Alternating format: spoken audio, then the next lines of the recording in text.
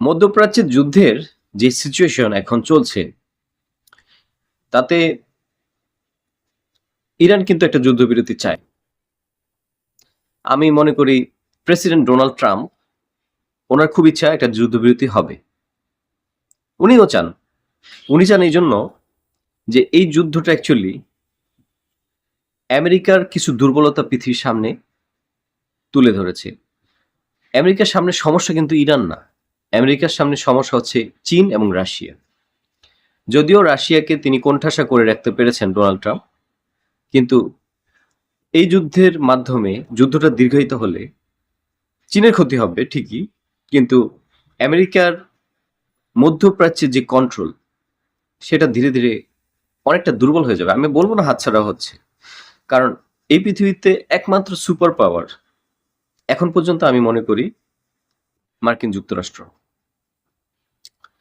এটা আমার ধারণা নয়, এটা পৃথিবীর অধিকাংশ সামরিক বিশ্লেষক, অধিকাংশ রাষ্ট্রবিজ্ঞানী, অধিকাংশ রাজনৈতিক বিশ্লেষক যারা আছেন তারা মানে এই একটা মতই পোষণ করেন যে আমেরিকার তুলনায় রাশিয়া এবং চীনের যে সামরিক শক্তি, অর্থনৈতিক শক্তি সেটা এখনো অনেকটা পিছনে। যদিও চাইনিজরা অনেক বেশি ক্রমবর্ধমান একটি অর্থনৈতিক শক্তি, তাদের শনৈ শনৈ বৃদ্ধি হচ্ছে, তারা তাদের ক্যাপাবিলিটি অনেক বাড়াচ্ছে। কিন্তু এই যুদ্ধটা যদি দীর্ঘায়িত হয় তাহলে মধ্যপ্রাচ্যের গ্রিপটা আমেরিকার কাছে থাকবে না। থাকবে না বললে ভুল হবে, হয়তো থাকবে না বলা উচিত। কারণ এই যুদ্ধের কারণে আমেরিকার প্রায় 12টা বেস, 12টা ক্যান্টনমেন্ট, 12টা সামরিক অবস্থান ভীষণভাবে ক্ষতিগ্রস্ত হয়েছে, যেখানে এখন নতুন করে অপারেশনাল ওয়ার অ্যাক্টিভিটি চালানোর জন্য যথেষ্ট পরিমাণ রেনোভেশন একদম প্রয়োজন এই মুহূর্তে।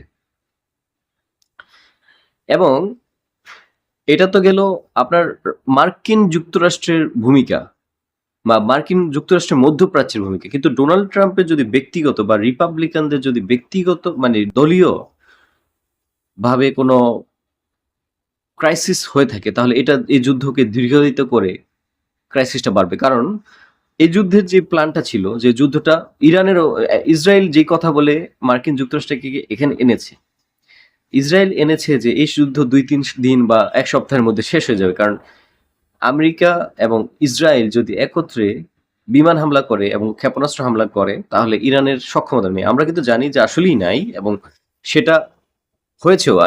ইভেন ইরানের যে আকাশ প্রতিরক্ষা ব্যবস্থা সেটা মারাত্মকভাবে ভঙ্গুর একটি ব্যবস্থা। সেটা তেহরানের আকাশটা পুরাটাই ওপেন ছিল। হ্যাঁ, অনেকগুলো যুদ্ধবিমান ভূপাতিত করেছে, যেটা বিস্ময় সৃষ্টি করেছে। এইখানেই কিন্তু পয়েন্ট, এগুলোই তারা ভেবে আসেনি। এই কারণেই যুদ্ধবিরতিটা আমেরিকা চাচ্ছে, কারণ পৃথিবী ভাবেনি যে ইরান এভাবে রিটালিয়েট করবে, ভাবেনি। আর এই কারণেই এই যুদ্ধ থেকে আমেরিকা এখন এই মুহূর্তে সরে আসতে চায়। তবে হ্যাঁ, সরে আসার জন্য গ্রহণযোগ্য যে সমাধানের পথ সেটাও আমেরিকাকে খুঁজে পেতে হবে। যদি না পায় তাহলে তারা আসলে বাধ্য হয়ে যুদ্ধটা চালাতে যাবে। কারণ যুদ্ধবিরতিটাকে মার্কিন ভাইস প্রেসিডেন্ট জেডি ভ্যান্স বলেছেন যে এটা একটা ভঙ্গুর যুদ্ধবিরতি। ভঙ্গুর কেন?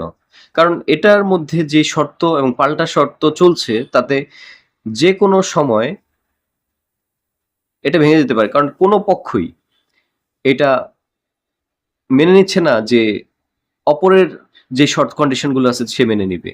মার্কিনিরাও মানছে না, ইরানিয়ানরাও মানছে না।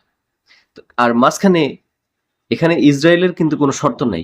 ইসরায়েল চায় যুদ্ধ, এবং যুদ্ধবিরতির কথা যখন হয়েছে, প্রেসিডেন্ট ট্রাম্প যখন এটাকে মেনে নিয়েছিলেন, তারপরের দিনই আমরা দেখলাম যে লেবাননে বিশাল একটি সৈন্যবহর বা যুদ্ধ বিমানের বহর 100টার মতন হামলা করলো। ওখানে বলা হয় যে 250 জনেরও বেশি লেবানিজ বা হিজবুল্লাহর লোকজন, লেবানিজ সাধারণ মানুষ, অনেকগুলো জায়গা ধ্বংস হলো, মারা গেল। এটা করে উনি কি করলেন? এটা করে উনি এটাই করলেন যে যুদ্ধবিরতিটাকে যেন মানে কার্যকর করতে না দেওয়া যায়, একটা উস্কানিমূলক কাজ করলো। মার্কিন ডেমোক্রেট দলের একজন সিনেটর বললেন যে ইসরায়েল এই যুদ্ধ বিরতিটাকে একটি হাস্যকর প্রহসনে রূপান্তরিত করেছে। মার্কিন সিনেটরের এই কথা সাথে আমরা আসলে প্রহসন বলবো না এটাকে, আমি বলবো এটা পরিকল্পিত। কারণ ইসরায়েল চাচ্ছে যে এই যুদ্ধটা প্রলম্বিত হোক, আর ইসরায়েল হয়তো দীর্ঘস্থায়ী বা সারা জীবন চলমান একটি যুদ্ধের মধ্যে থাকলেও ইসরায়েলের প্রবলেম নেই, বিকজ ইসরায়েলের রক্ষা কবচ হচ্ছে মার্কিন যুক্তরাষ্ট্র। কারণ ইসরায়েল যেখানে যুদ্ধে জড়িত থাকবে সেখানে মার্কিন সহায়তা যে আসতেই থাকবে এটা তাদের জানা কথা। সেটার কারণ এবং সেটার প্রেক্ষাপট ভিন্ন একটি আলোচনা কিন্তু আসবে। আর এটার সুযোগ নিয়ে এখনকার যে সিচুয়েশনটা ইসরায়েল তৈরি করতে পারলো, সেটা অন্য কোনো মার্কিন প্রেসিডেন্টের ক্ষেত্রে যে করতে পারবে এই বিষয়ে তাদের একটা সন্দেহ আছে। সেজন্য তারা চাচ্ছে যে ট্রাম্পের এই সময়টাতেই তারা যেন এই সমস্ত তাদের অ্যাচিভমেন্টগুলো অর্জন করে ফেলতে পারে। সেই চেষ্টা করার কারণে তারা যুদ্ধটাকে নস্যাৎ করার জন্য বিভিন্ন প্রক্রিয়ায় চেষ্টা করছেন।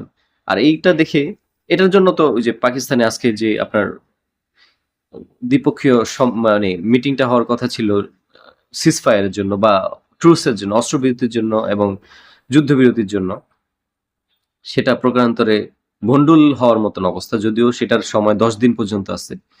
কিন্তু ইরান বলেছে যে 2টা শর্ত অন্তত মানতে হবে। 1 নম্বর শর্ত, লেবাননকে যুদ্ধবিরতির আওতায় নিয়ে আসতে হবে, যেটার বিরোধী ইসরায়েল। ইসরায়েল বলছে যে না, লেবাননকে আমি যুদ্ধবিরতির মধ্যে রাখলে আমি এটা মানি না। আর ইরানের আরেকটি শর্ত, যেগুলো অন্যান্য শর্তের সাথে এটাও তার মুখ্য, তাদের জব্দকৃত যত সম্পদ আছে এই সম্পদগুলো ছাড় দিতে হবে। এই 2টা শর্ত পূরণ না করা পর্যন্ত ইরান কোনো ধরনের ইয়েতে যাবে না। মার্কিন প্রেসিডেন্ট ডোনাল্ড ট্রাম্প বলে দিয়েছেন যে ঠিক আছে, আমি নেতানিয়াহুকে বলে দিয়েছি, গতকাল বৃহস্পতিবার তিনি বলেছেন যে আমি নেতানিয়াহুকে বলে দিয়েছি সে যেন লেবাননে হামলা বন্ধ করে এবং এই যুদ্ধবিরতিটার ব্যাপারে হেল্পফুল থাকে।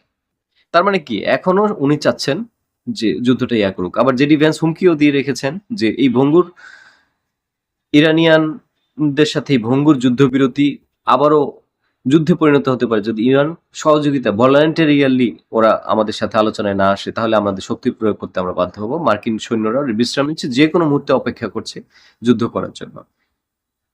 দুই পক্ষই সমান সমান। আমরা মাঝখানে বিশ্লেষণ করতে বসেছি, আসলে যা ঘটে তাই তো বলবো। আমার মনে হয় গত 1 মাস ধরে কোন সুরাহার পথ আমরা বলতে পারিনি। এই একই জায়গায় কে কতটুকু ক্ষতি হলো সেটা পরের কথা, কিন্তু যুদ্ধটা এখনই এখানে থেমে যাওয়ার জন্য যে সিচুয়েশন ক্রিয়েট হওয়া দরকার সেটা হয়নি। তবে হ্যাঁ, সবার মাথায় একটা জিনিস আছে যে যুদ্ধটা বন্ধ করা দরকার। একমাত্র আমার মনে হয় বেঞ্জামিন নেতানিয়াহু এবং তার রেজিম অন্যরকম ভাবছে। যুদ্ধটা এই কারণেই থামছে না।